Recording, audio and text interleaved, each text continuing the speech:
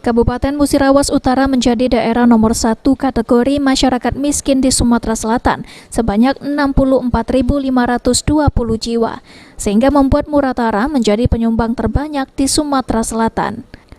Menurut Kasih Penanganan Miskin Perdesaan Dinas Sosial Muratara mengatakan, pihak mengacu kepada Kementerian Sosial menggunakan data terpadu kesejahteraan sosial yang mana pada tahun 2019 sampai 2020 mengenai peningkatan.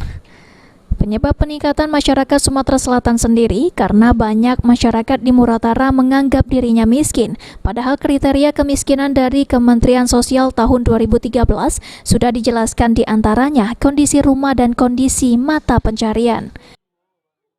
Meningkat. Kalau kita ini kan Dinas Sosial ranahnya kita mengacu pada keputusan Menteri Sosial menggunakan data terpadu kesejahteraan sosial yang mana dari tahun 2019 ke 2020 itu mengalami peningkatan. Nah, penyebab peningkatan ini karena masyarakat di Muratara masih merasa menganggap dirinya miskin. Padahal kriteria kemiskinan itu sudah ada sendiri dari keputusan Kementerian Sosial, yaitu Permensos nomor 146 tahun 2013.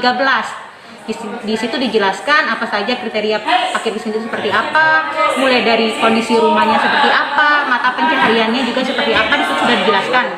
Saat ini Dinas Sosial Muratara berupaya untuk menekan angka kemiskinan di Muratara dengan berbagai program seperti Kube E-Warung PKH, Kube Reguler, dan Kube Perorangan atau UEP. Di Dinsos kami ada bantuan berupa Kube E-Warung. Adakannya Kube E-Warung di setiap kecamatan. Kube E-Warung. Baru tadi ada dari provinsi bantuan berupa web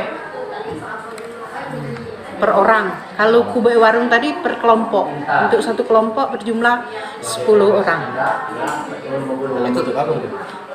Ini bantuan dari APBD masyarakat miskin yang punya KPM tadi itu buka warung. Adiarian Zapal TV.